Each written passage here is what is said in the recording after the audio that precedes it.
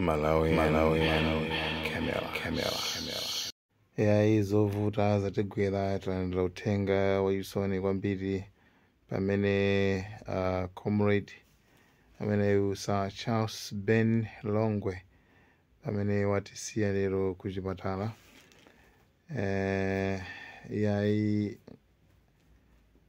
Anali munthu amene amayankhula kudzudzula zambiri ndithu aliyense ndithu amamudziwa kuti iyeyu anali mmodzi mwa ma activist.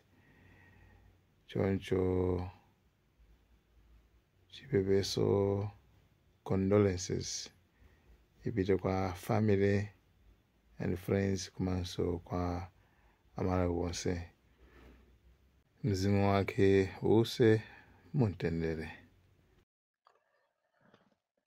Mwaswera bwanji Amalawi nonse kulikonse kumene muli. Ine zina langa ndine Bon Kalindo.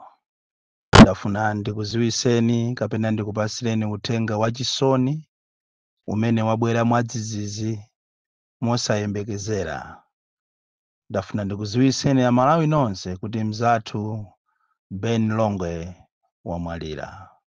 Ben Longwe anadwala ndipo achibale ndi azinzake anamutengera ku chipatala cha kumakwasa kuthyolo atadandaula za mwendo umene poyambapo adapita nawo kuti akalandire chithandizo ku chipatala cha Mzuzu Central. Komano chimuthandizireni ku chipatala cha Mzuzu Central kuzafika lero pamene watisiya Ben wakhalasa kupeza bwino, mwendo wake udatupa kwambiri komanso mabwera za black. Ndi pamene akubanja anathamangirana naye ku makwasa kuthyolo kumene watisiya mahours apitawo. Zakhala kovuta kwambiri kuti tizamuyiwalire mzathu amene tagwira naye ntchito mu nkhani imeneyi yomenyera maufulu. Ine ngati Bon Kalindo ndili wodandaula kwambiri chifukwa ichi ndi chimene ine sinachiyembekezere.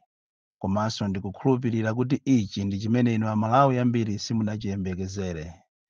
Tizamusowa Ben, timulira Ben.